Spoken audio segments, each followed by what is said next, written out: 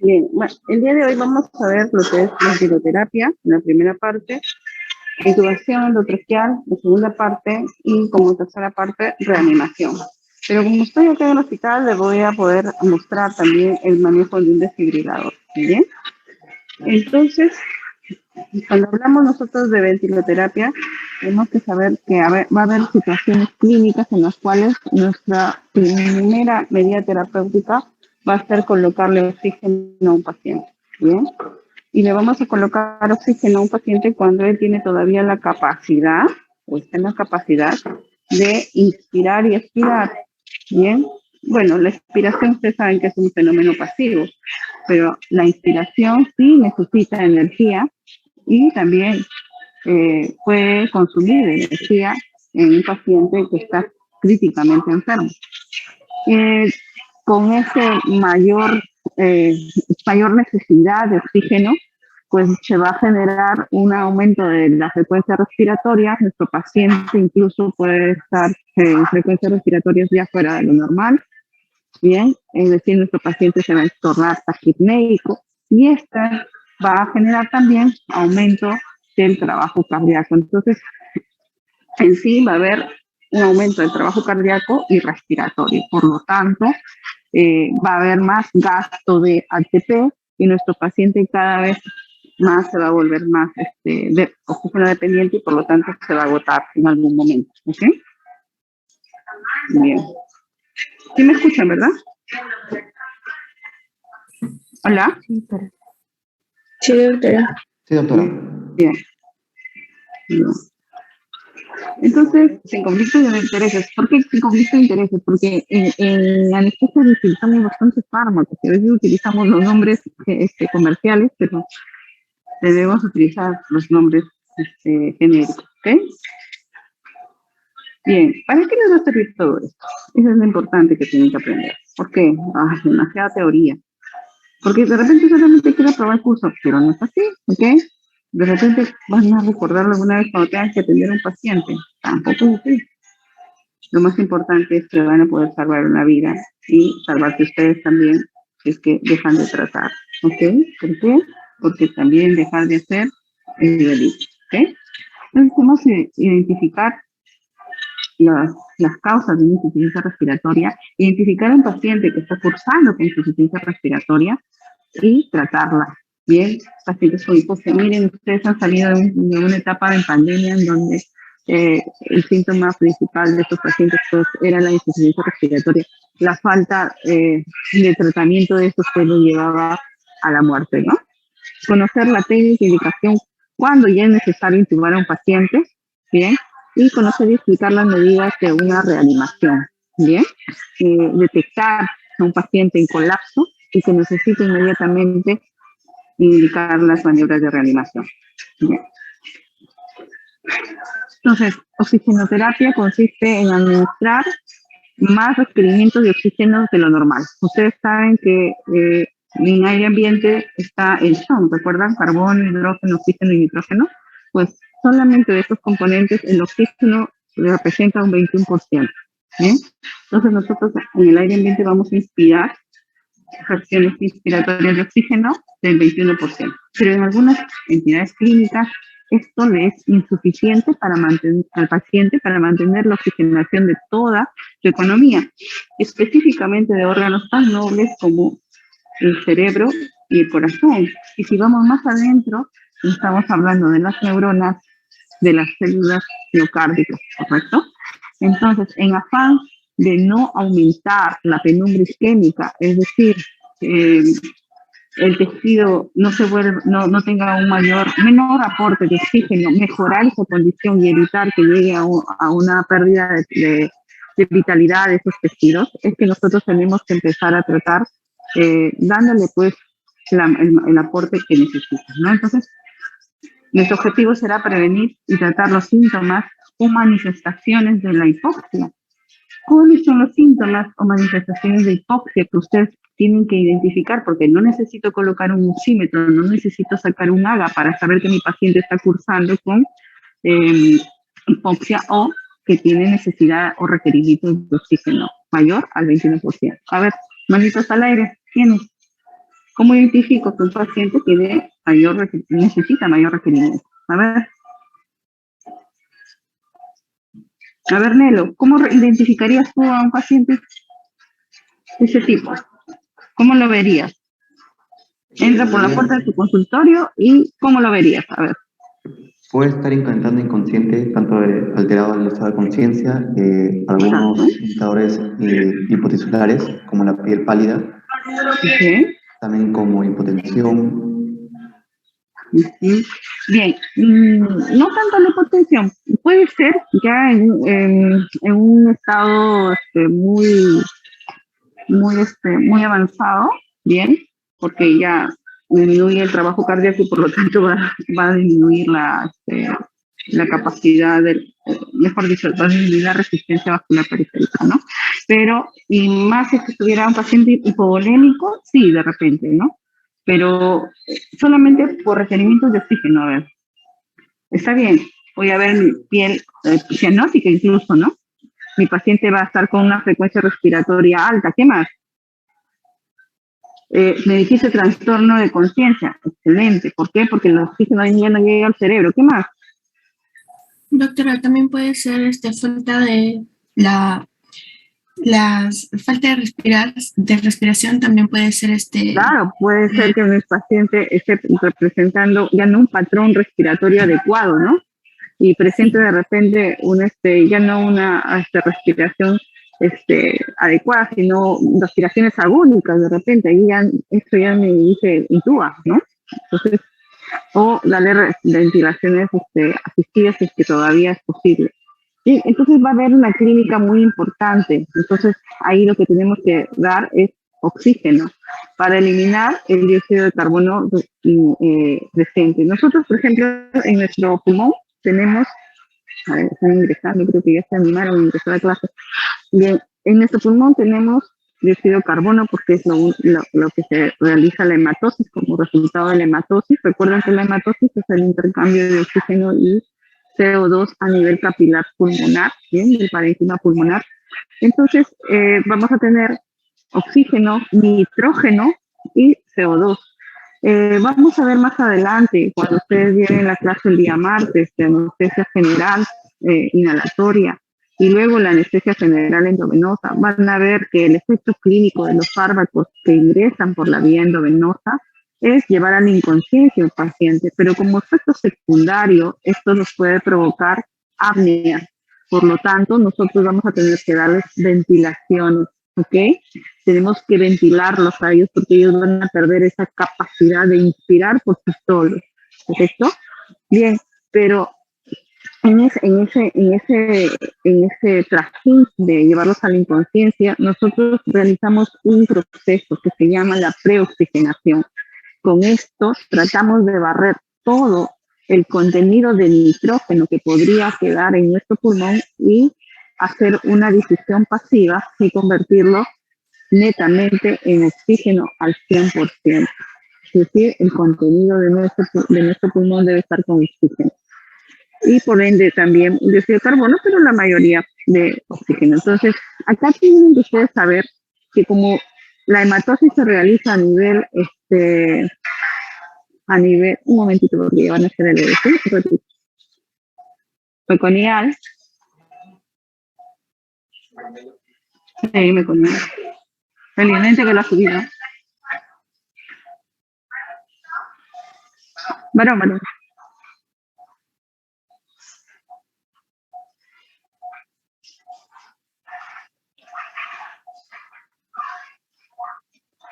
Bien nació, ¿no?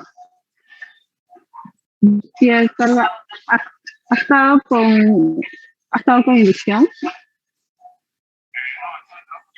Ah, ya. Entonces sí le pongo la oxi. Ya.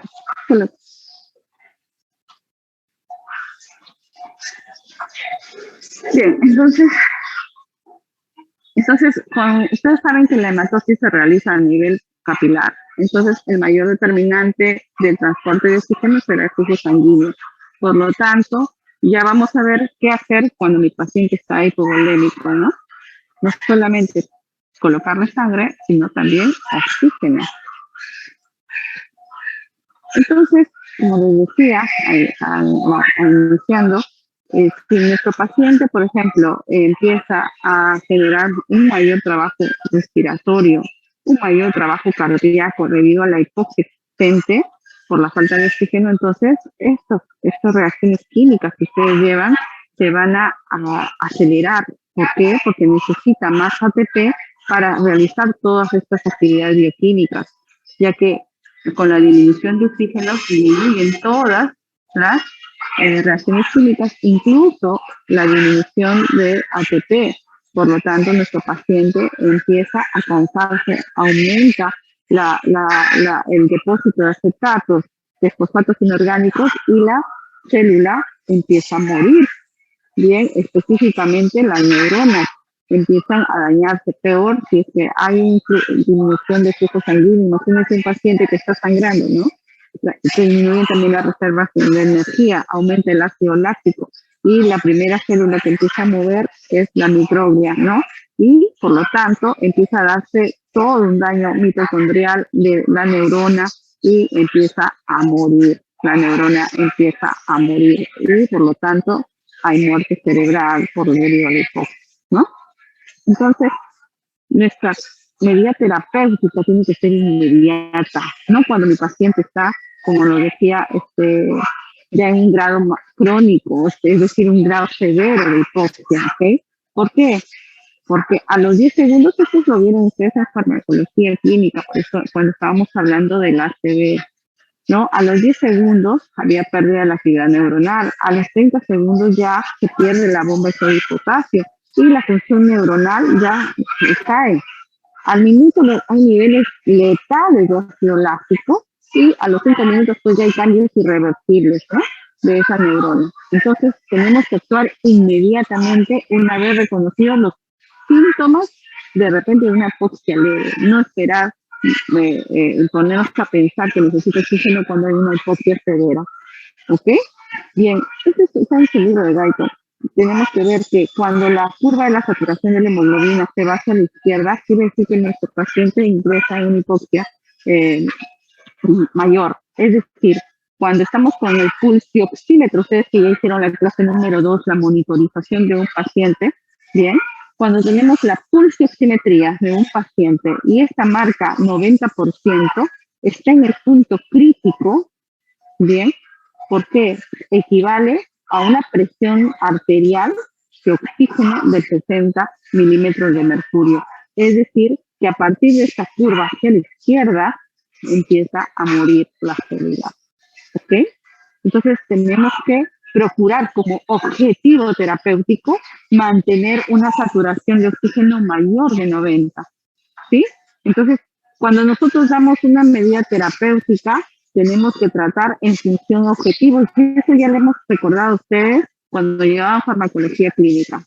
No podemos tratar como arquitos a la deriva, ¿no? Tenemos todos los insumos, podemos aplicarle, contar el insumo con este insumo, sin embargo, tenemos que perseguir un objetivo terapéutico. Si no alcanzamos con el plan A, el objetivo terapéutico, vamos con el plan B, así es.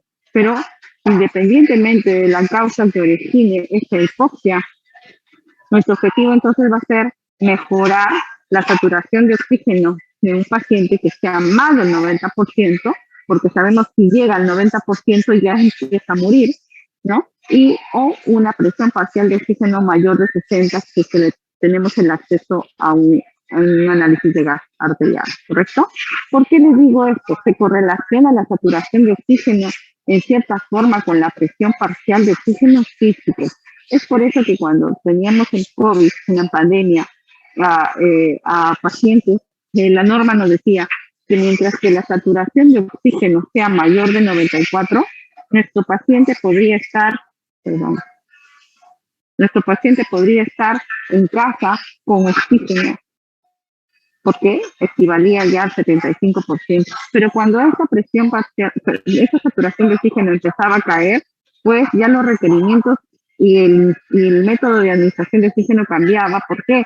Porque ya podría llegar a una muerte, y de acá pasito para que ya deje de funcionar ese pulmón. Entonces, tenemos que ver esto, ¿bien? Si se puede correlacionar, incluso lo que les decía al inicio, ¿no? Que Nelo nos estaba hablando ya cuando ya el paciente empieza con confusión, es un signo leve, de una hipoxia leve, a moderada, severa, imagínense una severa, ¿no? Ya no me responde. Puede haber hipotensión, pero ya en este grado severo. No está bien que nosotros lo detectemos acá, porque de repente acá ya no podemos solamente administrarle oxígeno, sino de repente ya tendremos que administrarle presión. ¿Por qué? Porque mi paciente ya no es capaz de inspirar, porque no tiene energía, no tiene ATP, ya no tiene fuerza su musculatura para funcionar, porque hay niveles letales de ácido láctico, y cuando esto se produce, el músculo no funciona, ¿correcto? ¿Por qué? Porque ya no hay transmisión neuronal para que esto se dé. Entonces, tenemos que detectar acá nada más. ¿Sí, chicos?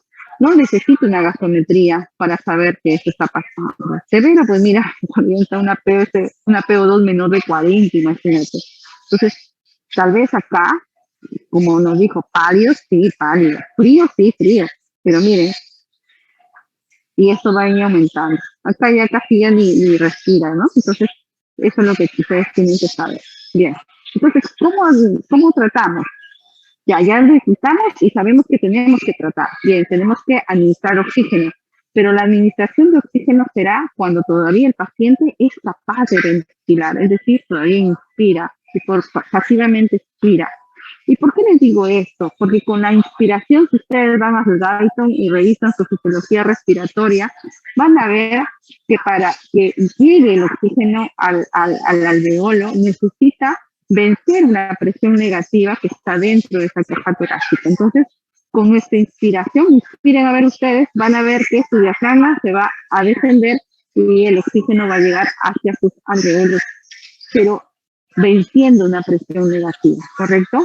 Pero si yo no tengo fuerza para realizar esa inspiración, pues va a ser insuficiente solamente colocarle oxígeno, porque le colocaré en la nariz, pero eso no va a entrar, ¿ok? No va a entrar porque no tiene fuerza para que ingrese y vence esa presión negativa. Entonces tengo que darle una ventilación no invasiva. Ustedes conocen los CPAP, que se les coloca a los obesos cuando duermen. Bien, ¿por qué? Porque ellos en su inconsciencia, al estar dormidos, no ya dejan de inspirar, entonces hay que darle cierta presión con oxígeno para que esto ingrese, pero es no invasiva porque se le coloca como una máscara, ¿bien? Y la ventilación mecánica es cuando ya no es posible este tratamiento, ¿no? Ya tenemos que intubarlo para esto y colocarle un ventilador mecánico para que este genere presiones, ¿no? Incluso al final de la expiración para que el alveolo no se colapse. ¿Hasta ahí me entienden? ¿Sí? Hola, chicos. Sí, doctora. Bien. Entonces, esto es, por ejemplo, una ventilación no invasiva, ¿no? Es como una máscara que se sella y una máquina que le va a dar las presiones necesarias a un paciente que ya no es posible que inspire y venza. ¿Cómo está? Y ya no es posible que vence esa presión inspiratoria negativa. ¿Bien? La presión inspiratoria es de la caja torácica, perdón, negativa. Bien, entonces tenemos que no solo darle la oxigenación y procurar que el paciente aún ventile, sino que tenemos que ver también la concentración del oxígeno que le vamos a dar, pues que ya no va a ser al 21%, ¿correcto? ¿Por qué? Porque ya requiere más concentración de oxígeno el paciente. Y ahorita vamos a ver las diferencias entre concentración y flujo. Y con esto mejorar la saturación de la hemoglobina. Imagínense un paciente con una pérdida aguda de sangre. Bien, es diferente, por eso le mandé al grupo a revisar cuáles son los objetivos, ¿no? Cómo es la fisiología de una pérdida aguda de sangre y una pérdida crónica o una anemia crónica. Es muy diferente la fisiopatología. Y ustedes pueden agarrar su Robbins y comenzar a leer, porque es importante que conozcan la fisiología para que puedan tratar, ¿ok? Entonces tenemos que saturar la hemoglobina. Imagínense un paciente que está sangrando, no solamente pierde volumen, es decir, agua, ¿no? Sino que también pierde glóbulos rojos, aparte de factores de coagulación, por lo tanto se pierde la presión oncótica, etcétera. Pero cuando se pierde glóbulos rojos, los que le quedan circulantes tienen que estar saturados al 100%. Entonces la primera medida terapéutica será acá, oxígeno. Y oxígeno no al 21, al 30, al 36, sino al 100%. ¿Ok? Y ahorita vamos a ver cómo lograrlo. Y con esto pues vamos a mejorar también el gasto cardíaco y como tú lo decías, Nelo, evitar que llegue a una mayor hipotensión, ¿correcto? Bien. Entonces, cuando hablamos de concentración, ¿ya? Estamos hablando de fracción inspirada de oxígeno, ¿ok? ¿A qué se refiere? Cuando nosotros inspiramos, ya, doctor Soler, cuando nosotros inspiramos al 21%, tenemos una concentración del 21%. Si necesito llegar a una fracción inspiratoria de oxígeno al 100%, tengo que aumentar no solamente el flujo, es decir, los litros por minuto, sino darle con un dispositivo que le administre esa concentración de oxígeno. ¿Ok?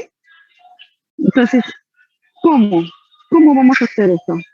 El oxígeno puede estar en balones de oxígeno, concentradores de oxígeno, tanques de oxígeno, mochilas de oxígeno cuando suben el pastorurio, cuando suben al Machu Picchu, van con algunos que llevan su mochila, ¿bien?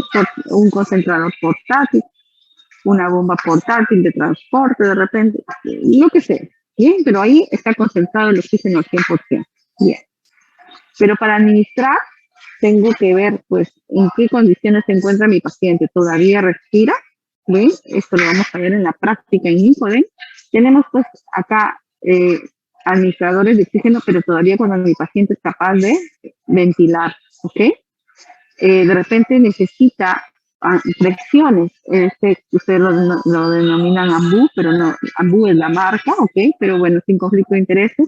Este dispositivo tiene acá una válvula de presión, por lo tanto, ventilarlo con este dispositivo quiere decir que le estamos ejerciendo presión para que el oxígeno que le estamos administrando por acá llegue a la alveola, ¿ok?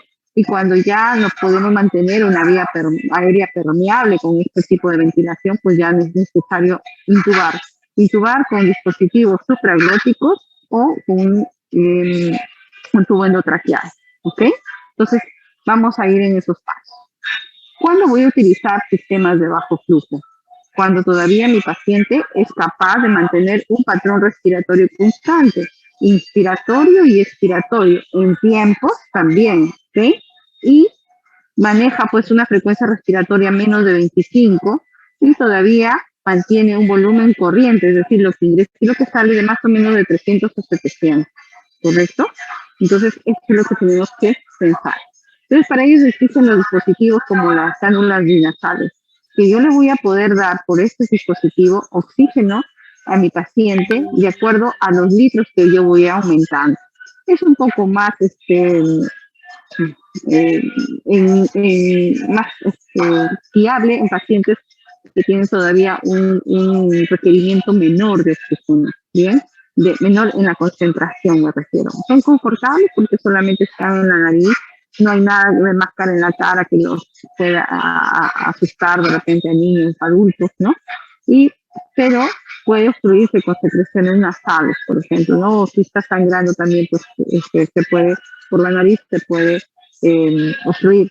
Sin embargo, si es que yo no humidifico el aire, bien, puede irritar las fosas nasales. Es por eso que ustedes cuando van a la playa, por ejemplo, ahí el aire es más húmedo, ustedes inspiran profundamente y no les duele, pero vayan a la sierra, están en Huamachuco, inspiran el aire, les va a arder. ¿Por qué? Porque es más seco, ¿ok? El oxígeno que está concentrado en un balón es oxígeno seco al 100%, ¿correcto? Hay que ponerle dispositivos para poder humidificarlo. Bien, entonces, ¿cómo calculo cuánto le estoy dando de oxígeno a un paciente que está con cánula binasal? Por ejemplo, si está con cánula binasal a 1 litro, estoy dando una fracción inspiratoria de 24. Y para sacar estos porcentajes de fracción inspiratoria, se sigue esta fórmula, ¿ok? De acuerdo al flujo, es decir, a los litros por minuto. ¿Por qué es importante que ustedes manejen esto, chicos? De tanto la cánula binasal, de la máscara reservoria, porque cuando ustedes sean internos y van a sacar un AGA, les van a pedir temperatura del paciente y fracción inspiratoria de oxígeno para poder calibrar esos resultados de los gases arteriales y el resultado. Entonces, no olviden eso, ¿sí? No olviden saber cuántos litros por minuto le estoy dando una fracción inspiratoria diferente. Hasta los 4 litros por minuto que le estoy dando por la cánula binasal como máxima, le voy a otorgar 36% nada más de fracción inspiratoria. Si con esto no logro mantener una saturación de oxígeno más del 90%, entonces mi paciente va a requerir otro dispositivo, como por ejemplo la mascarilla de reservorio, que también es un dispositivo de bajo flujo, pero que me va a otorgar fracciones inspiratorias mayores de acuerdo a la cánula binasal. ¿Por qué puede ser? Doctora, pero usted me dice 4 litros. Sí, hay otro tipo de cánulas binasales en los cuales aumentándole o humidificando el aire puedo darle fracciones inspiratorias, pero para eso se necesita dispositivos especiales. Eso realmente no lo tenemos, ¿ok? Máximo 4 litros. Bien, perdón. La máscara de reservorio, si yo lo voy aumentando los litros por minuto, yo puedo llegar y alcanzar, inclusive si fueran sistemas de no reinhalación, ¿bien? Podría alcanzar fracciones inspiratorias inclusive de 100%. O sea, concentrados al 100%. Cuando alcance 10 a 15 litros en la máscara de reservorio. Bien, entonces va a ser para pacientes que necesitan fracciones inspiratorias mayores de 50%. Entonces en ellos sí ya voy calculando su máscara de reservorio. En ambos, cánula binasal o máscara de reservorio, los pacientes todavía son capaces de ventilar. Estas fotos solamente se ven en las novelas, ¿ok? Porque acá estoy con una cánula binasal y encima estoy con mi máscara de reservorio. No suman concentraciones de oxígeno acá. ¿Ok? Eso es solamente la novela. Bueno, no tienen un asesor, pues, ¿no? Un médico que les diga que usted está exponiendo ahí el ridículo y bueno, es novela, pues, ¿no? Bien, pero hay sistemas de alto flujo que incluso puedo utilizar como son las máscaras de Venturi y con cada nipple diferente voy a darle una concentración de oxígeno diferente, ¿ok? Y hay las conexiones en T. ¿Por qué? Porque también puede necesitar o requerir oxígeno aquellos pacientes que tienen traqueotomía. Es decir, yo les pongo una máscara binasal, pues no lo voy a ventilar porque la entrada de oxígeno es a través de la traqueotomía.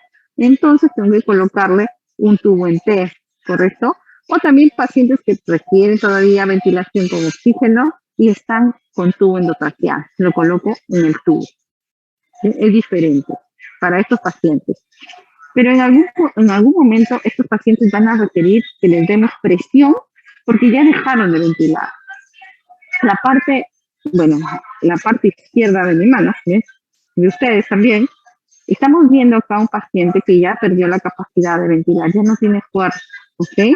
O está inconsciente y no ventila. Entonces nosotros tenemos que darle ventilaciones, se llaman ventilaciones de rescate. Igual, cuando yo duermo a un paciente, pero lo he dormido con fármacos endovenosos porque tengo que manejar esta vía aérea, tengo que intubarlo, también ha dejado de ventilar, pero ha dejado de ventilar por los fármacos que le he colocado, y entonces tengo que darle mis ventilaciones asistidas con presiones. Acá tengo yo mi valvulita de presión, igual el Lambú, van a ver ustedes que tiene una presión. Este día en la práctica vamos a observar que hay esta válvula en el Lambú, ¿bien?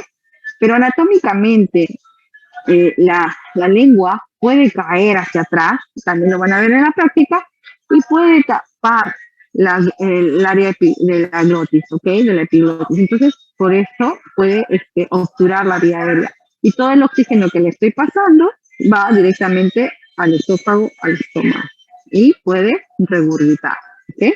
Entonces, tenemos que colocarles estas cánulas de Guedel o de Mayo en la vía aérea para que pueda mantener la lengua en su posición y a través del huesito que está acá encima puede ingresar el oxígeno directamente a la vía aérea.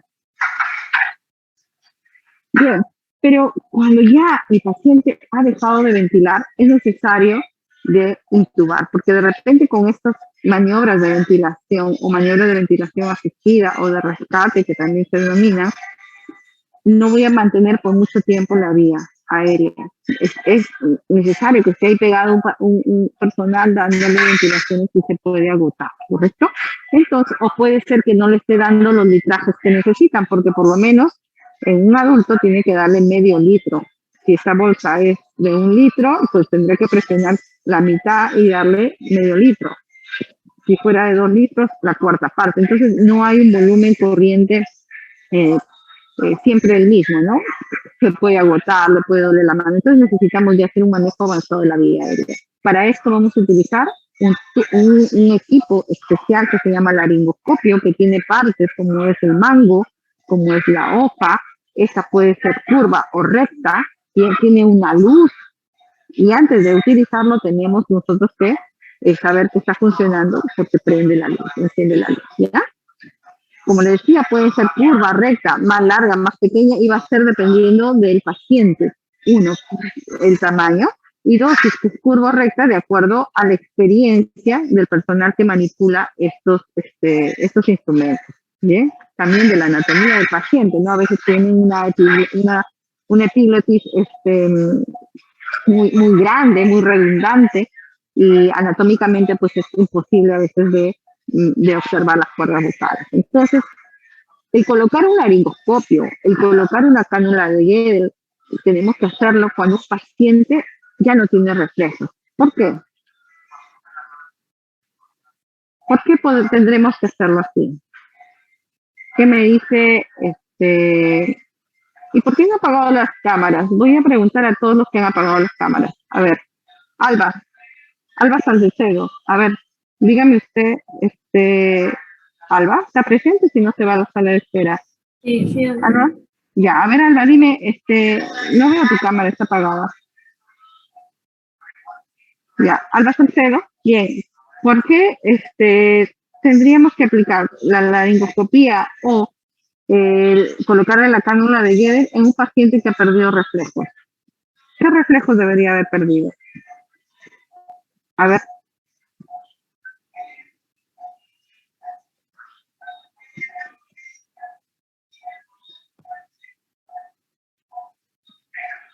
Porque no inspira adecuadamente, entonces necesita el laringoscopio. No. Carla Patricia Aguilar.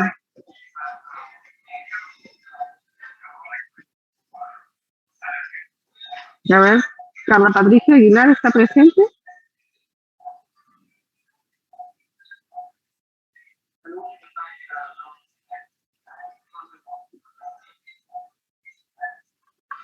Carla Patricia, ¿está presente, no? Se va a la sala de espera. Bien, ¿quién más? Elian Laboriano. Sí, doctora. ¿Cuáles son los reflejos que debe perder un paciente para poder realizar la laringoscopía o colocarle la cánula de Guedes?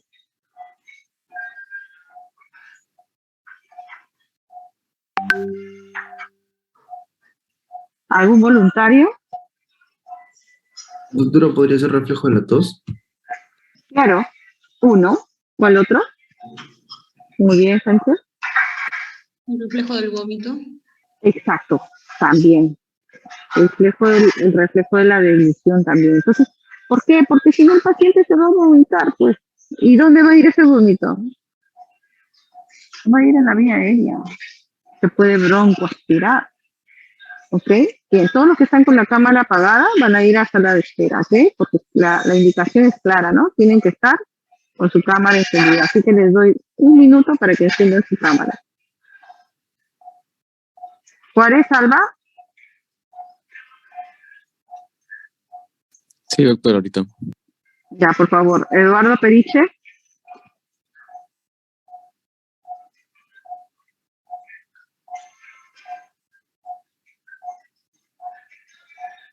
Bien. Entonces,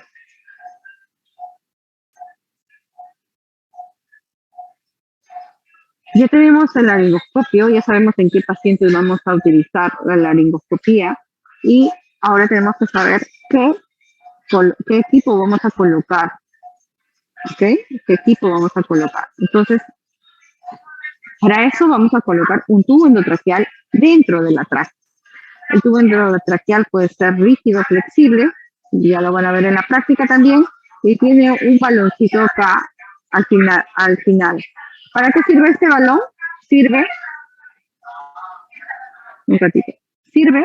para colocar e insuflarlo dentro del diámetro interno de la tráquea y este no se mueva o no ingrese más.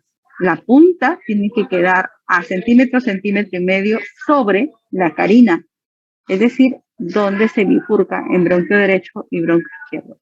Si yo no insuflo este baloncito, ¿cuál es la probabilidad que vaya a un bronquio u otro?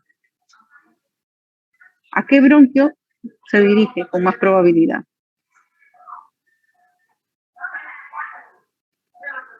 Derecho, ¿no? ¿Por qué? Sí, es el derecho, pero ¿por qué? Por anatomía doctora de la tráquea, es decir, tanto los bronquios se dividen en más vertical y derecha que el izquierdo. Exacto, es más vertical el bronquio derecho, por lo tanto es más probable que vaya al bronquio derecho. ¿Y qué pasa con el pulmón izquierdo entonces?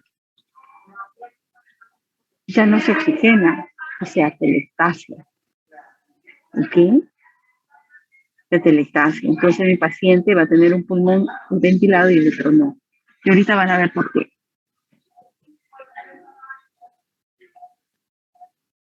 Bien. Entonces, para hacer eso, para evitar eso, que se vaya a un bronquio, es que se insufla el baloncito. Pero esto también tenemos que medirlo con cierta presión. ¿Por qué? Porque si insuflamos demasiado, podemos comprimir los capilares y crear un área necrótica en esta zona y por lo tanto se realiza una isquemia de este tejido y puede causar lo que ha habido en COVID, ¿no? Las complicaciones por intubación prolongada de estos pacientes. ¿Qué pasó? Se crearon fístulas traqueomediastínicas, bronquiales, traqueoesofágicas. Entonces tiene que entrar el cirujano de cabeza y cuello a retirar ese anillo traqueal lesionado, juntar nuevamente con el anillo superior y retirar ese tejido necrótico, ¿ok? Para que el paciente pueda vivir, ¿no? Para que el paciente pueda oxigenarse adecuadamente. Entonces, esa es una de las complicaciones de la intubación prolongada debido a las presiones ejercidas por el baloncito en la tráquea, el tejido traqueal, ¿ok? Bien, anoten, subrayen y lo coloquen en un post-it. Vamos a ver complicaciones. Ahorita hemos visto ya una complicación, ¿no? La broncoaspiración. ¿Y qué tiene que tener mi paciente para evitar eso, no? Bien, ¿qué tiene que tener mi paciente para evitar la broncoaspiración? Eso lo han visto ustedes en la clase número 1, que estaba con un signo de alerta inclusive. ¿Qué es lo que tenemos que evitar? Les dije, después de su mamá, lo único que se preocupan si comen o no comen es el anestesiólogo. Bien. ¿Qué tienes que evitar antes de intubar a un paciente? Dice ella está ahí.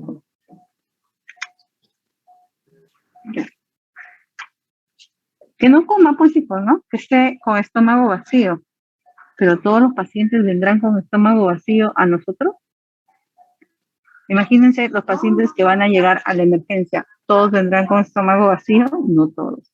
Entonces nuestros medicamentos para intubar a esos pacientes van a ser diferentes. Y eso se llama intubación en secuencia rápida. ¿Ok? Anoten eso porque es importante que lo sepan. ¿Ok? ¿Qué fármacos se utilizan en una intubación en secuencia rápida? Y va dirigido específicamente a los fármacos bloqueadores neuromusculares. ¿Ok? Entonces, cuando estén llevando la clase teórica de esa parte, por favor, atentísimos. ¿Bien? Correcto. Entonces,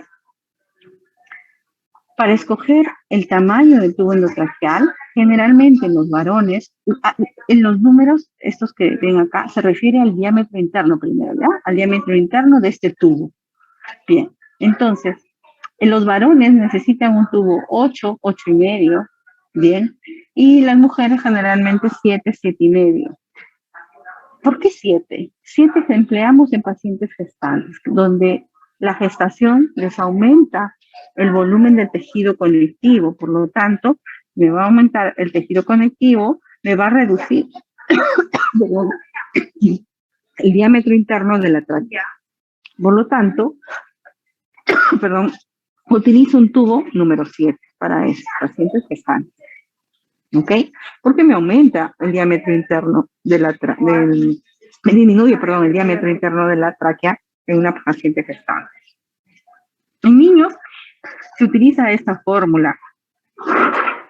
Por ejemplo, en un niño de 4 años, voy a utilizar ¿qué tamaño de tubo? A ver, ¿qué me dice? Carlos Córdoba. Carlos Córdoba, ¿estás presente? Carlos Córdoba, ¿estás presente? No está presente.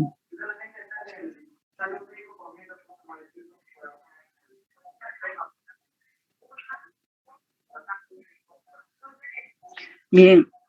Perales Patrick. Patrick Perales.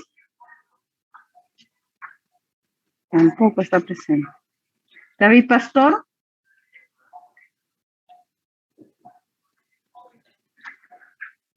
David Pastor.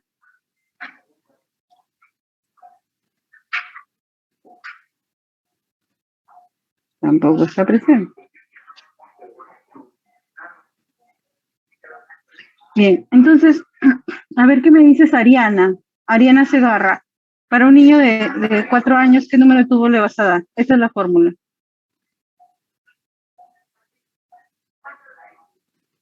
Dos. El diámetro ¿Cuánto? tendría que ser de 2. Si es un niño de 4 años. Sí, ¿qué número de tubo? Bueno, el diámetro tendría que ser de 2. 2. A ver, Chuquiruna. 5. 5, pues, ¿no?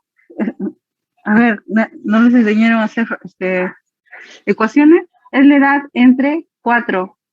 Si es 4 años entre 4, ¿cuánto es? 1. 1 más 4, 5, pues. Ya ves. Ay, despierten, me falta el café. Ya. Subrayen y apréndanse, ¿ah? Porque si les ponen un caso clínico de anestesia pediátrica, ya saben cómo saber qué número de tubo endotraqueal necesita su paciente, ¿no? Bien. Para los recién nacidos, los diámetros son chiquititos, ¿bien? Chiquititos, más pequeñitos. Por lo tanto, podrían ser utilizados adecuadamente también. Y para los más prematuros, los más chiquititos, pues son tubos incluso 2, 2.5. Son casi, parecen laminitas de un lapicero, de verdad. Así. Bien.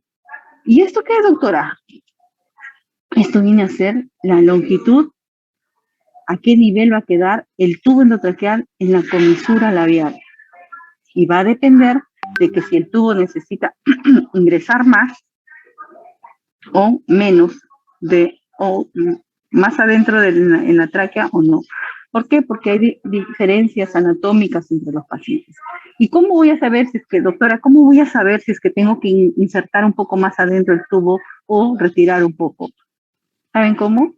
Una vez que he intubado a mi paciente, voy a colocar acá el ambú de repente o el corrugado de mi máquina de anestesia y voy a tener que ventilar, ¿ok? Pero para eso voy a tener que auscultar en ambos campos pulmonares y en los ápices. Y voy a tener que escuchar el sonido igual en ambos. Cuando esto pasa, entonces ya tengo mi longitud de corte y a ese nivel tengo que insuflar y fijar mi tubo para que no ingrese más, ¿ok? O no salga más. Entonces, en los recién nacidos, la longitud de corte más o menos desde 10 a 12. En los niños es la edad, por ejemplo, estábamos hablando del niño de 4 años, ¿no? 4 entre 2, 2 más 12, a 14 centímetros tendré que fijar más o menos el tubo. Pero de todas maneras voy a auscultar. ¿Por qué? Porque esta es una medida más o menos promedio, pero algunos saldrán del promedio, ¿ok? Como cuando ustedes vean anestesia general inhalatoria, se dice que la concentración del inhalatorio del anestésico, por ejemplo, el Seborane, es 2. La concentración alveolar mínima, pero y el otro 50% dice que la concentración del inhalatorio es 2 en 50% de los pacientes. Y el otro 50%, pues requiere más o requiere menos. Entonces, es un promedio, ¿correcto? Bien. Igual en los varones y en las mujeres, generalmente es 21, 22, pero yo he tenido hasta de 19, 18. ¿Por qué? Porque tiene el cuellito muy chiquito, ¿ok?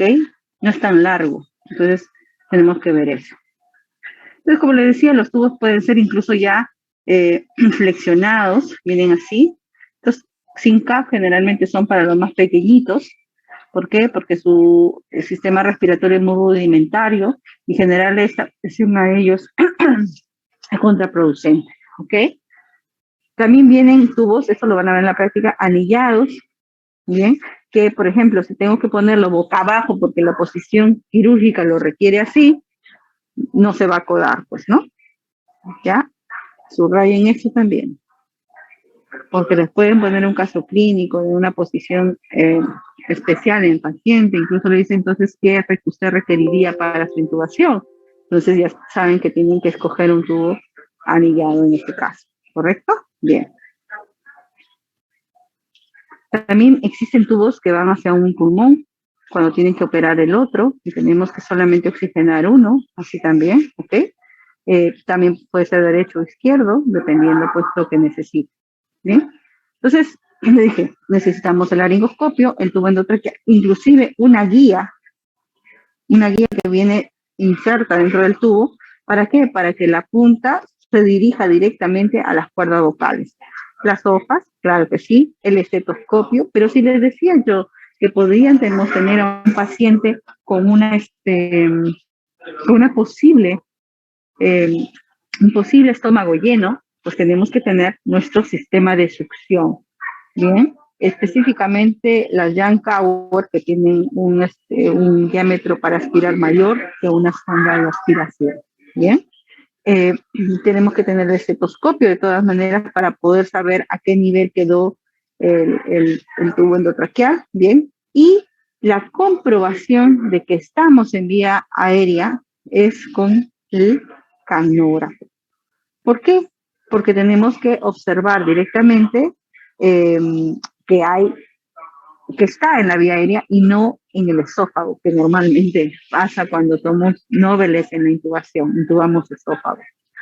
Pero no solamente tenemos que saber eso, sino que tenemos que saber que cuando un paciente está acostado, ustedes también están acostados. Cuando tenemos a un paciente acostado, nosotros normalmente tenemos 3 ejes y para intubar tenemos que tener todos estos 3 ejes alineados. De esta forma vamos a poder observar con mayor facilidad las cuerdas vocales al realizar la laringoscopía. ¿Cómo lo alineo? Los que se parecen, tanto el laringio como el faringio, se alinean cuando les coloco una almohadita o levanto después detrás del occipucio con una almohadita. Y trato de casi alinear los 3, el laringio, el faringio y el oral, cuando coloco una posición de olfacción. ¿Cómo? Llevo hacia el cuerpo la parte superior, perdón, la parte superior de la cabeza y coloco una posición de olfacción. ¿Ok? Extiendo, levanto el mentón y meto más la cabeza hacia el cuerpo. Entonces, en esa forma ya tengo los 3 ejes alineados. Pero a veces, a pesar de que hacemos esto, aún así no podemos ver las cuerdas. Y hay una técnica muy bonita que es la oreja sobre el tórax y la cara paralela al techo. ¿Ok? Con estas técnicas nosotros podemos intubar, porque nos va a llegar pacientes así. ¿Ok? Donde artroscópicamente yo les digo, wow, va a ser difícil de intubar. ¿Ok? Entonces, miren cuántas almohadas le han puesto. ¿No? Tendré que colocar en rampa a algunos pacientes que están hospitalizados, ¿bien? O de esta forma. ¿Bien? Y esto no se olviden cuando hagan su internado, por favor. ¿Ok? Porque así, si es que ustedes no lo intuban, le van a ayudar al médico que está ahí haciendo esto. Y van a salvar una vida. ¿Hay laringoscopios articulados? Sí, también hay, que se mueven la puntita y nos va a permitir levantar la epiglotis. Lo vamos a ver en la práctica, ¿ok? Pero ya saben que a veces no se puede intubar y no se puede intubar porque se ve la epiglotis muy grande y al llegar a la vallécula o antes levantamos esto y se levanta la epiglotis. Por ejemplo, así se ve a veces cuando ponemos la laringoscopio y se ve una epiglotis muy grande y no se puede levantar. La punta del laringoscopio llega acá, a la parte superior, que es la vallécula. O sea, termina la lengua y entre la lengua y la epiglotis está la vallécula. Ahí tiene que ingresar. Pero cuando yo ingreso y quiero levantar, no veo estas cuerdas vocales. Entonces, para esto se necesitan equipos especiales, ¿ok? Este es un blind scope. Es una intubación indirecta, ¿ok? Porque miren este cuello, se parece al de Messi, ¿no? Messi tiene este cuello. Es un paciente con intubación difícil. Entonces, al utilizar eso, ubicamos ya la epiglotis con el dispositivo, se levanta y se ven las cuerdas vocales y acá ya está ingresando el tubo endotraqueal. Todo es, miren, ingresan por la comisura labial derecha, llevan la lengua hacia la izquierda y va a dejar un espacio, ¿para qué? Para poder ingresar con el tubo por este lugar. Y acá ustedes están viendo que ya está ingresando con el tubo. Entonces, nuestro objetivo es ingresar acá. La punta del laringoscopio va a llegar acá. Este es de epiglotis, ¿bien? Entonces va a llegar ahí, ¿ok? ¿Qué más vemos? Cartílagos traqueales, ¿qué más vemos? Cartílagos aritenoides, corniculados, ¿no? Y tenemos que evitar lesionar. ¿Puedo lesionar toda esa zona? Sí. Puedo causar edema, desgarros de tejido, porque este tejido es friable, ¿ok? Si yo coloco mi laringoscopio y no veo, miren, acá, el mentón de mi paciente está acá, y no veo estas cuerdas vocales al primer intento, luego que he hecho lo que les he explicado, y no veo, mejor llamen a alguien que les ayude. No sigan intentando porque van a hacer esto, van a lesionar toda esta zona. Ya cuando el experto llegue, va a encontrar todo esto edematizado, con sangre, incluso se puede aspirar. O cuando no saben colocar bien la guía en el tubo, pueden atravesar los anillos traqueales y el paciente puede morir. ¿Okay? Entonces, ¿cómo se ve en la vida real? Se ve así. La punta de mi laringoscopio va a llegar acá. Y al elevarlo hacia el techo, voy a levantar este pubis, porque esa normalmente está tapando esa zona. ¿Ok? Vamos a levantar y vamos a ingresar acá con el tubo endotraqueal. Pero para esto las cuerdas tienen que estar así de abiertas. Si yo trato de intubar acá, lo que voy a causar es lesión de mis cuerdas y dejar a mi paciente disfónico o afónico para toda su vida. ¿Bien? Porque los que nos da la voz son estas cuerdas, ¿no? Bien. ¿Qué puedo causar también? Lesión o desgarro de esta zona. ¿Y qué puedo causar también? Laringosespasmo de toda esta zona.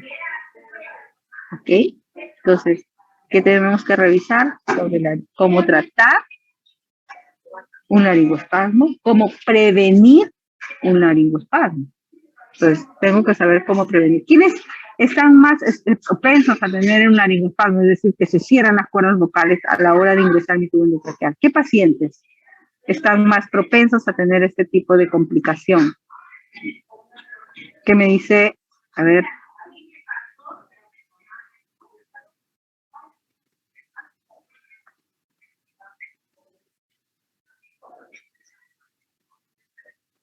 ¿Qué me dice? ¿Qué no le he preguntado? Chuquilín, a ver, ¿quiénes estarían más propensos a tener esta dificultad? ¿Las personas obesas? ¿Por qué crees que las personas obesas podrían tener este problema, esta complicación como el laringoespasmo? Sí puede ser, pero ¿por qué? Quiero entender tu pensamiento. Por el tejido adiposo, quizás por la mala praxis de la forma de intubar al paciente. Ya, mira, yo te acepto que sí, en una persona obesa sí puede haber un laringoespasmo. ¿Por qué? Porque normalmente por ahí, ¿qué pasa? Oxígeno, ¿no? Pero generalmente las personas obesas tienen reflujo y ese reflujo del tracto digestivo puede ir a la zona respiratoria y puede ocasionar un espasmo. Por ejemplo, yo hace un poco, ¿no? He estado hablando, un poco de saliva y me ha dado tos, ¿no? ¿Te das cuenta? Entonces, también puede ser por eso, ¿no? Ya, esa es tu explicación. Así puede ser. Pero ¿quiénes más podrían tener esta dificultad o esta complicación? ¿Qué me dicen ustedes, Ana Paula? Ana Paula Hurtado, ¿qué me dices tú de las personas que tienen asma? ¿Por qué? ¿Por qué podrían, las personas con asma, por qué podrían tener o estarían más propensas a tener laringoespasmos? ¿Por qué? Tejido fibrótico, ¿por qué no? A ver, ¿por qué podrían ser las personas con asma tener la mayor probabilidad de... ¿Quién más? ¿Qué programa? ¿Verdad? Ah, expulsiva prolongada. Sí. A ver, ¿por qué? ¿Por qué creen? Si son, hacen su problema de broncoconstricción y todo. Ahorita lo afirmo. ¿Por qué? Porque son hiperreactivas, pues. Sí, hasta olores fuertes pueden hacer espasmos bronquiales. Imagínense un tubo endotraqueal que normalmente no está ahí y quiere pasar por esa vía aérea. Puede ocasionar un laringoespasmo. Entonces, porque son hiperreactivas. Entonces, en esas pacientes tenemos que prevenir el laringoespasmo. ¿Cómo? Pues lo van a leer. Claro, me escribió ahí Eduardo. Pacientes más que todo con alguna alergia, ¿no? También. Claro, ¿por qué? Porque está elevada la histamina y puede haber edema de la zona donde voy a intubar. Y por lo tanto, hay edema glotis, ¿se acuerdan? Edema de glotis, ¿no? ¿Sí? Puede estar edematizado y debe haber un espacio muy pequeño para poder ingresar con mi tubo y tienen mayor riesgo de que se cierren esas cuerdas vocales. ¿Qué pasa si se cierran esas cuerdas vocales? Porque no va a entrar el oxígeno por ningún lado, chicos. Y hay que romper esas cuerdas vocales.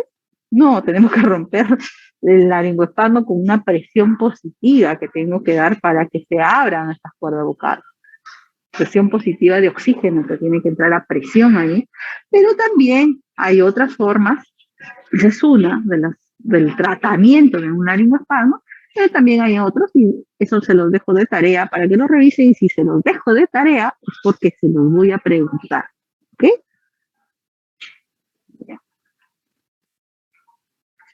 Entonces, la intubación quiere decir endotraqueal, puede ser por la boca, bien, porque de la orotraqueal se llama, y si va por la nariz se llama nasotraqueal, ¿ok? Porque, ¿en qué caso le pongo una nasotraqueal? Pues cuando voy a operar amígdalas, pues, ¿no? O hay algún tipo de lesión a nivel de la boca y no puede pasar el tubo por ahí porque le voy a la suturar a la lengua, qué sé yo, ¿no? Entonces lo intubamos por la nariz y luego lo llevamos hacia atrás. Entonces, esas son las indicaciones según la TLS para una intubación. Hay otras cesáreas. ¿Vas a entrar tú? Ya te vas. Ya, está bien. Se queda Arego, ¿no? Ya. Ok. Bien. ¿Cómo ingresamos? Ya para su práctica. Se empuña así el laringoscopio. La punta del laringoscopio tiene que estar hacia los pies del paciente y se ingresa por la comisura labial derecha. Vamos ingresando poco a poco y llevamos el tubo, la hoja del laringoscopio hacia la izquierda. ¿Ok?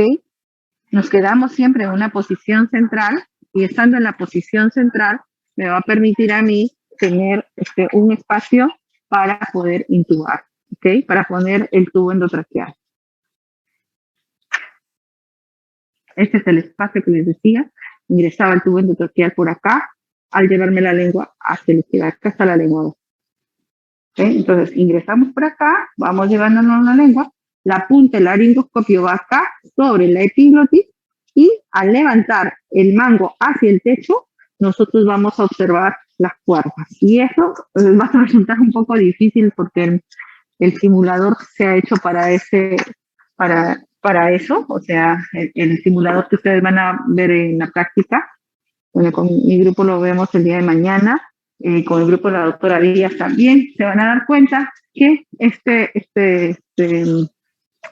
equipo, si ustedes no hacen lo que les estoy diciendo, no van a ver las cuerdas vocales. ¿Ok? Así que mañana vamos a evaluar qué es la vía aérea. Bien. Entonces ya les dije, ¿no? Se inserta y pasa por lo menos 1 a 2 puntos a 2.5 centímetros dentro de la tráquea. Bien.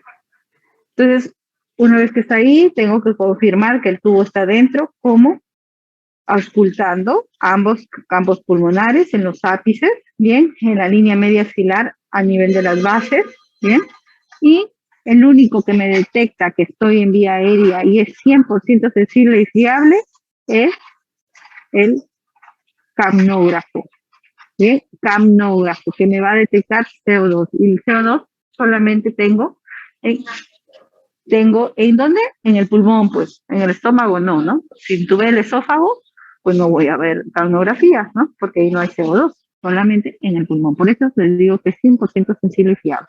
¿Hay formas de predecir esta intubación? Sí. Es así como les digo, acá queda la longitud de corte y acá es donde se fija el tubo endotraqueal, ¿ok? Pero solamente intubo, no. Tengo que colocar un sistema de ventilación, ya sea un ambú o un ventilador mecánico. Pero siempre tengo que auscultar, no se olviden, auscultar para ver la simetría pulmonar y colocar un capnógrafo para ver que tengo CO2. Este es lo que decía de la intubación nasotraqueal, pasaba por la nariz y se dirige hacia la tráquea.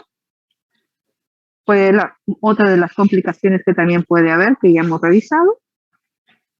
¿Y podemos predecir la intubación? Sí. De todas estas y de todas las que pueden aparecer más, la única que es 100% sensible y específica es el CORMAC. ¿Por qué?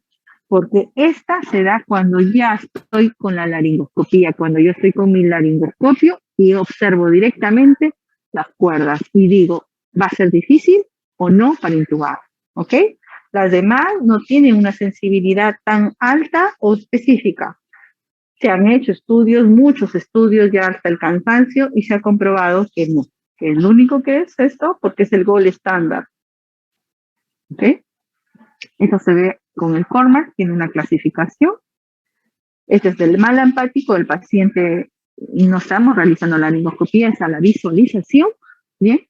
Y esto nos permite a nosotros de repente correlacionar en cierta forma al CORMAC que nosotros vamos a observar, ¿no? Ya con la laringoscopía. Pero no siempre que nosotros veamos un Malampati 3 puede ser un CORMAC 3. A veces es un 2 y se puede intubar con facilidad.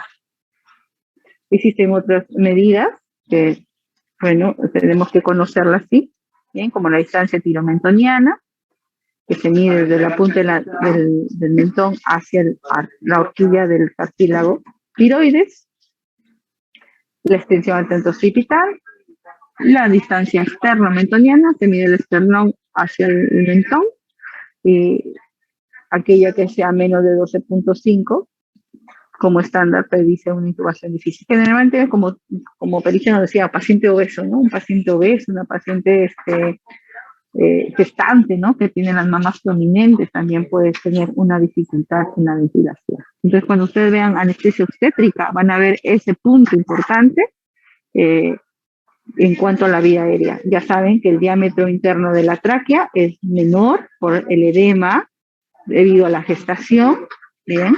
Y la distancia tiroesternal, mentoesternal es más pequeña, ¿no? Por lo que ya hemos visto. La distancia interincisiva también, ¿cómo se llama esa futbolista que tiene los dientes largos, grandes? ¿Cómo se llama? El uruguayo, creo que. Un uruguayo, pero bueno. ¿Pareces? ¿Sí? Bien, él tiene unos dientes bien amplios, ¿no? Incisivos. En él, la distancia, hay que ver, pues, ¿no? Si es muy corta, de incisivo, pues, podría estar, no en una clase 1, sino en una clase 2, o 3 o 4, ¿ok? ¿Quiénes más tienen dificultad para la apertura? Aquellos que tienen lesión o artrosis de la articulación temporomandibular. Entonces, en esos pacientes también tenemos que ver esto. Que pacientes con artrosis, artritis, imagínense, tampoco vamos a poder hacer. Si no puedo intubar, ¿qué otros dispositivos puedo utilizar?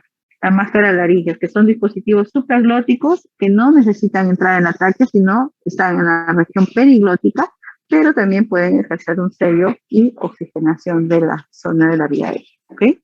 El Convitubo también es otro, casi no lo usamos, pero más usamos la máscara laringe. Bien, ¿qué pasa cuando mi paciente ya no responde? Ha perdido la conciencia, ha dejado de respirar y ya no tiene pulso. Es decir, mi paciente está muerto. Mis ventilaciones que le di en un momento cuando presentaba dificultad por respirar no surtieron efecto y ya está muerto.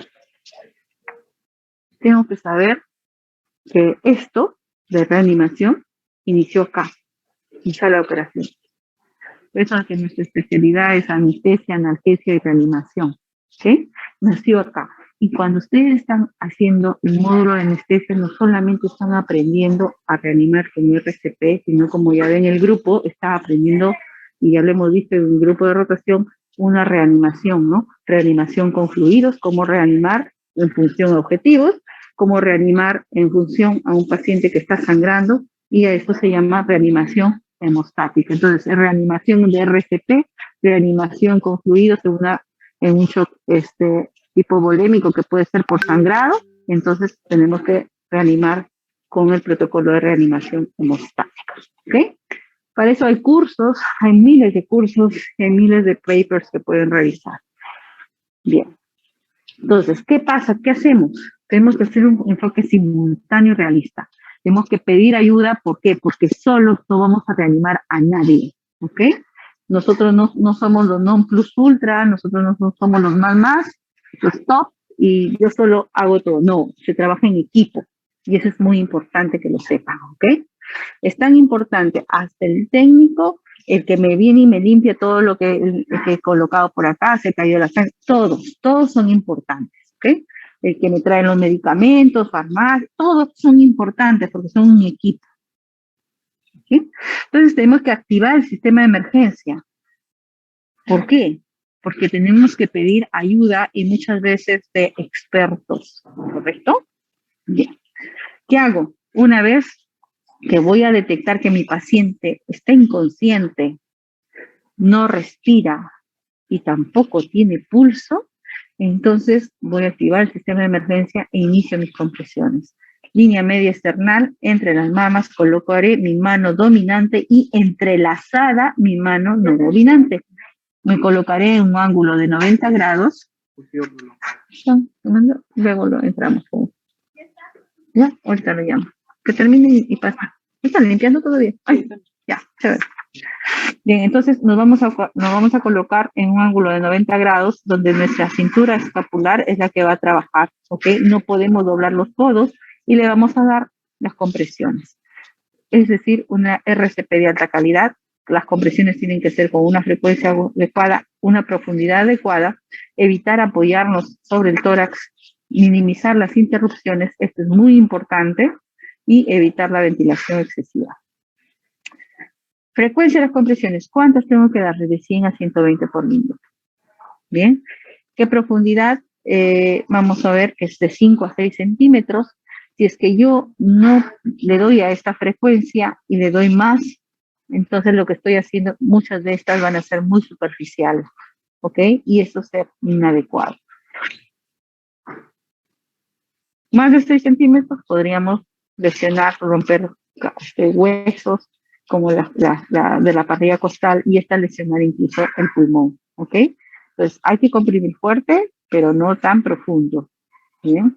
Y hay que comprimir rápido de 100 a 120 por minuto. Pero no solamente tengo que comprimir, sino que tengo que ventilar, y entonces daré 30 compresiones, 2 ventilaciones, cada ventilación en 1 segundo, y estas 30 compresiones tengo que darlas entre 15 a 18 segundos, no más.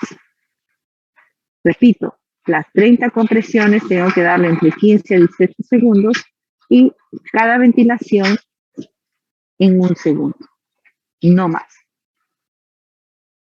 En alguna parte vamos a tener que intubar, pero no es obligatorio intubar. Si yo puedo mantener mi vía aérea permeable con mi ventilación asistida, es decir, con mi ambú, lo hago. Si de pronto siento resistencia, coloco una cánula de Guedel y sigo ventilando, ¿ok?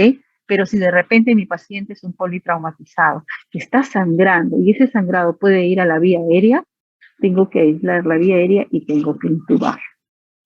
¿Ok? Entonces, de acuerdo a la clínica y el compromiso de mi paciente. Bien, pero hay algunos pacientes que no necesariamente pierden la capacidad de ventilar. Es decir, perdieron, están inconscientes, tienen pulso, pero no ventilan. Entonces, en ellos, me olvidé de decirles que teníamos que darle ventilaciones de rescate, y las ventilaciones de rescate es una cada 5 a 6 segundos. En estos pacientes todavía hay pulso, no se han muerto, ¿ok? Por eso tengo que darle una ventilación cada 5 a 6 segundos. ¿Bien? Y sospechar que esta puede ser debido a una intoxicación, ya sea por opiáceos o de repente por benzodiazepina. ¿Bien?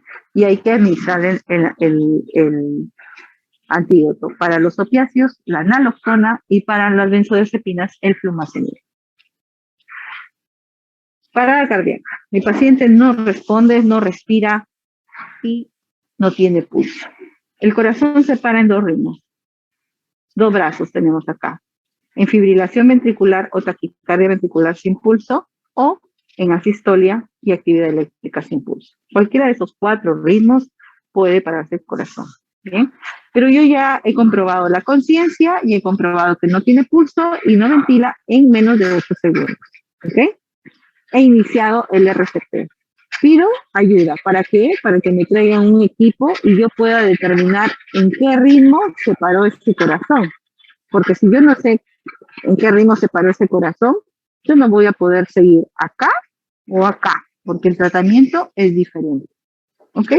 Entonces, si yo veo una gráfica de fibrilación ventricular, que se ve como serrucho desenredado, ¿bien?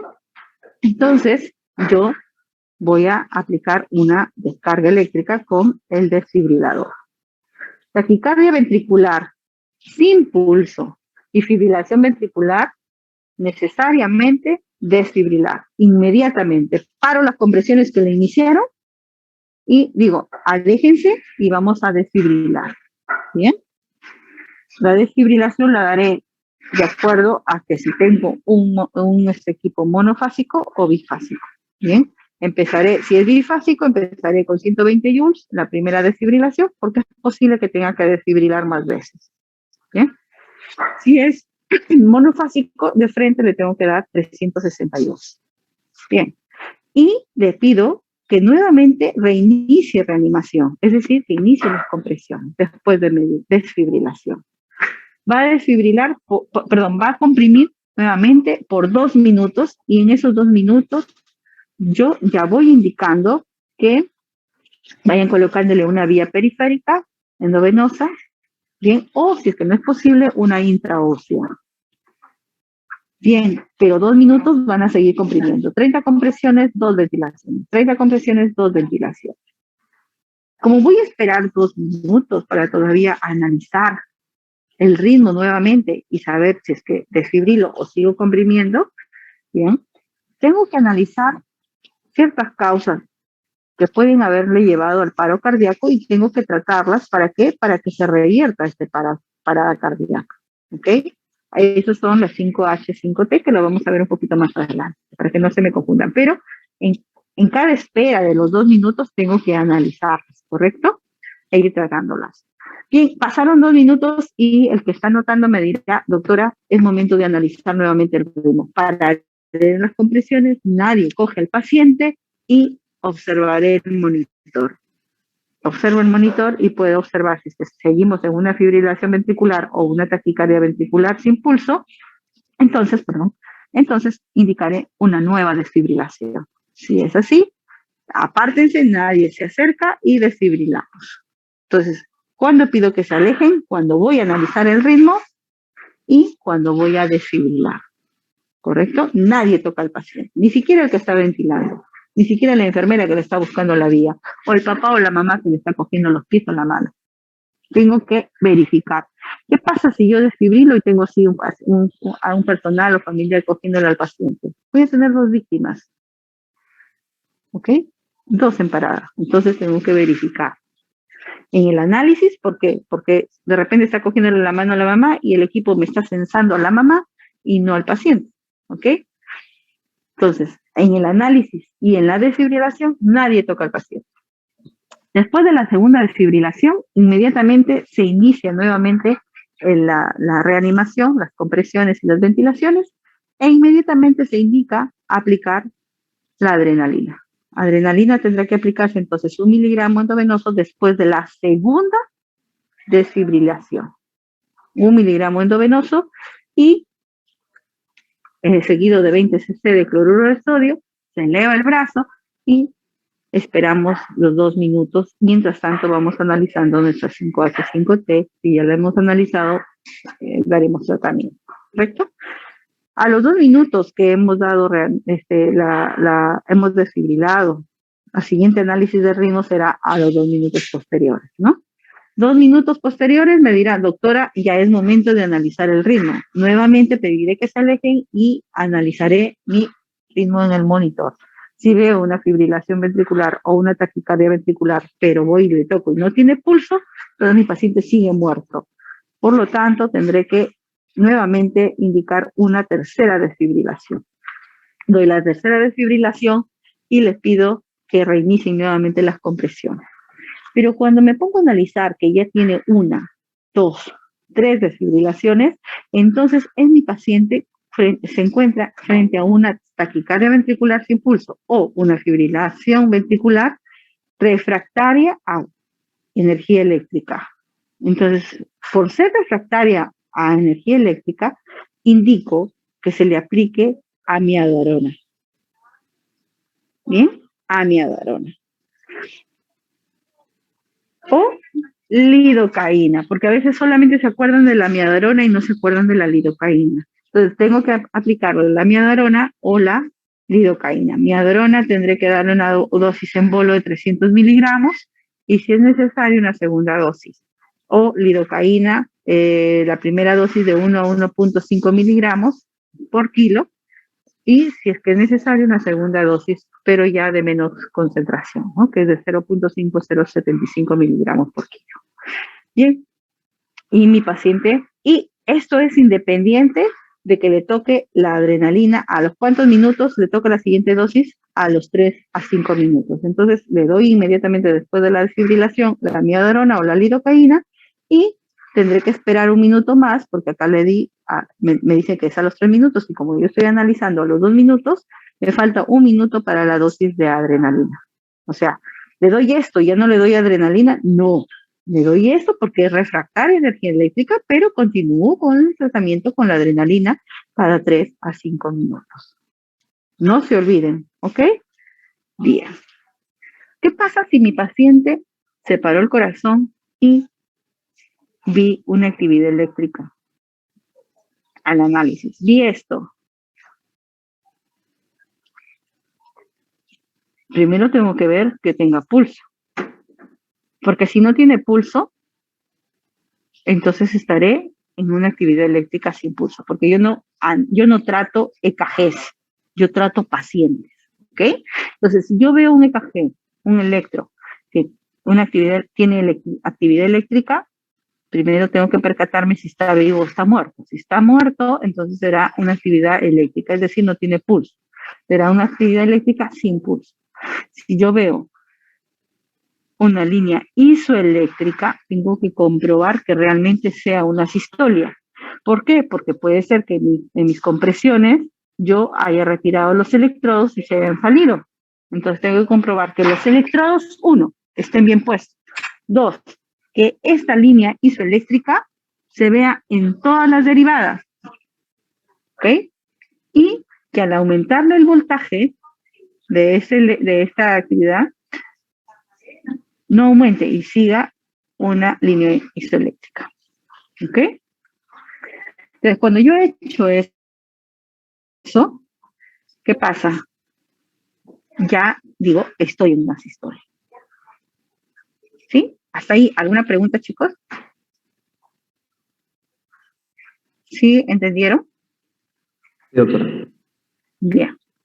Entonces, si sale una línea isoeléctrica, tengo que comprobar que realmente sea una sistolia siguiendo esos 3 pasos. Que esté colocado bien los electrodos.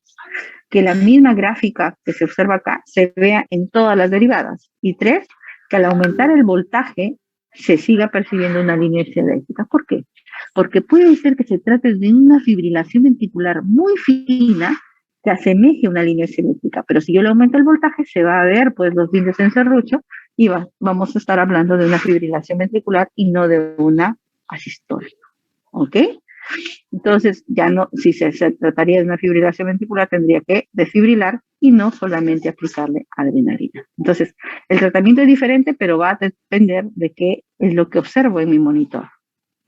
Asistolia o actividad eléctrica sin pulso, tratamiento, la adrenalina. ¿Ok? Igual, reinicio nuevamente las compresiones para que luego de 2 minutos nuevamente analice el ritmo. Veo que persiste la asistolia o la actividad eléctrica sin pulso, sigo comprimiendo. ¿Por qué? Porque todavía falta completar 1 minuto más para la siguiente dosis de adrenalina, ¿no? Porque es a los 3 minutos. Mi análisis es a los 2. Entonces tengo que esperar 1 minuto más para poder iniciar la adrenalina, ¿correcto? Bien, y así sucesivamente, cada 2 minutos analizaré el ritmo, pero en esa espera también tengo que analizar mi 5H y 5T. En ninguna parte de acá me dice intuba. ¿Qué pasa cuando nos llaman? Nos llaman, doctora, código azul en piso. Bueno, vamos, encontramos al interno y tratando de intubar, pero nadie está comprimiendo. Entonces, por favor, ya les digo a ustedes, tienen que priorizar las compresiones, ventilaciones y no necesariamente la intubación, ¿correcto? Bien. En cuanto a las 5H, 5T, ningún paciente te va a venir con un título en el pecho que te diga estoy hipóxico, estoy hipovolémico, tengo acidosis, tengo hipercalemia, hipocalemia, estoy en hipotermia. De los casos que ya hemos visto, paciente con sangrado, está hipotérmico. ¿Por qué? Porque está hipovolémico. ¿Por qué? Porque puede estar por la pérdida sanguínea entrando en una acidosis. Y porque está perdiendo sangre también puede estar en hipoxia. ¿Ese paciente se puede morir? Sí. Entonces, ¿se puede parar el corazón? Sí. Lo trato. ¿Se dan cuenta? El caso de ayer, ¿no? Sangraba demasiado, ¿no? Igual, tenemos que ver esto. Es importantísimo que ustedes traten. En su serum les va a llegar pacientes así. Pero también pacientes que vienen intoxicados, tienen que saber los antídotos. ¿Cómo conozco un paciente que está con taponamiento? ¿Cuál es la clínica de un paciente con neumotórax? ¿Cuál es la clínica de un paciente con trombosis pulmonar? ¿Cuál es la clínica de un paciente con trombosis coronaria? La clínica, los signos y síntomas. Porque si no, no voy a sospechar nada. ¿Ok? Yo sé que saben tratarlo, yo sé que saben diagnosticar un dímero D, que por aquí, que por allá, para cualquiera de estas condiciones, ¿no? Que le duele el pecho, le coge el pecho, le siente un dolor irradiado hacia el cuello, pues estoy con signos y síntomas de trombosis. Dificultad respiratoria de inicio abrupta, pues está con una neumotórax a tensión o una trombosis pulmonar, ¿no? Pero no solamente identificar los signos y síntomas, sino tratarlos, pues. ¿Ok? Hay que tratarlos, chicos, porque si lo dejo de tratar, no he hecho nada y mi paciente seguirá en parada cardíaca. ¿Bien? Hay que tratar. Si está con una neumotórax de tensión, pues marca toracotomía, ponerle una aguja, aunque sea para descomprimir, y llamar al experto para que le venga y le haga una toracocitesis, etcétera, etcétera. ¿Sí? Ya, no se olviden. ¿Y qué pasó en COVID? Porque entraban a paro, ¿se reanimaban? Sí. Sí se reanimaban, pero bajo ciertas condiciones, ¿no? De mucho problema había en esto. Y surgen las nuevas guías, donde ahí sí se priorizaba la intubación. ¿Para qué? Para evitar la aerolización de toda la zona donde se encontraba el paciente, pues, ¿no? Y evitar que haya más personal comprometido, ¿ok? Porque tenían que comprimir, eso salía por acá, alguien que ventilaba, imagínense, todo se contaminaba. Entonces priorizaron la intubación luego de detectar el ritmo y tratarlo, ¿no? Acá, si era eso, le daban su desfibrilación, si era acá, le daban su adrenalina y empezaban con la intubación inmediatamente. Y seguían luego lo que ya hemos observado. Entonces, pero para saber a qué paciente le vamos a dar la reanimación, tenemos que ver la clínica, pues, ¿no? Quienes son recuperar, porque, chicos, cuando ustedes entran en un ambiente donde hay varios a quien reanimar, lamentablemente tenemos que priorizar. En épocas de desastre, así pasa. Cuando hay muchos accidentados, así pasa, chicos. ¿Ok? Entonces, no todos los que entraban a sala de operaciones tenían la capacidad o tienen la capacidad de recuperación. A veces entran unas a 5, ¿no? Esos pacientes pues ya es difícil muchas veces sacarlos del paro. ¿Por qué? Porque su condición clínica es ya desastrosa, está en falla multiorgánica y puede fallecer, ¿no? Entonces hay que ver inmediatamente y dar un juicio clínico del paciente. No todos los pacientes que mueren en un hospital tienen que pasar necesariamente por un proceso de RCP para morir dignamente, ¿no? Pacientes, por ejemplo, ya con un cáncer, por ejemplo, terminal, ¿no? ¿Para qué lo vas a reanimar? Hay en otros países que firman un consentimiento de no reanimación o de limitación de esfuerzos médicos, se llama. ¿Ok? Lamentablemente en nuestro país no es así, pero hay que ayudarlos, darles cuidados paliativos y proveerle una muerte digna, ¿no? En estos pacientes. Entonces, siempre hacer un juicio clínico para poder decidir esto. ¿Ya? Ya, llámalo. Algunas de nuestras acciones no siempre van a tener éxito, como les digo, ¿no? Hay pacientes que no responden a pesar de que hemos seguido estrictamente el protocolo de reanimación. Y ya no depende de nosotros, sino muchas veces del paciente. Y sí, nos sentimos mal porque queremos sacarlo, pero lamentablemente nuestros esfuerzos no son los que van a tener un éxito. Tenemos que siempre reforzar conocimientos. Nosotros tenemos que hacerlo porque vivimos el día a día con esto. Y tenemos que saber que si no leemos, si no prestamos atención a cualquier otro síntoma y no lo sospeché, pues no vamos a tener un resultado adecuado. La idea es que ustedes pregunten en sus rotaciones a sus docentes, les hagan las consultas necesarias y obtengan las respuestas que necesitan. ¿Correcto? Bien. ¿Alguna pregunta que quieran hacer?